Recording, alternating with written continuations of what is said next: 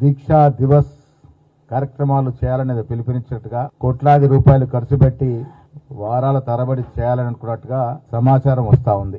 కేసీఆర్ గారిని ఆనాడు ఉద్యమం తీవ్రంగా నడుస్తున్న సమయంలో ప్రజల యొక్క సెంటిమెంట్ ని అడుగడుగున వాడుకున్నట్టు రోజుల్లో తెలంగాణ కోసం దీక్ష చేస్తున్నట్టుగా దీక్ష మొదలుపెట్టి ఆసుపత్రిలో చేరి నిమ్స్ లో 3/12/2009లో చేరి 11/12/2009లో డిశ్చార్జ్ అయినారు.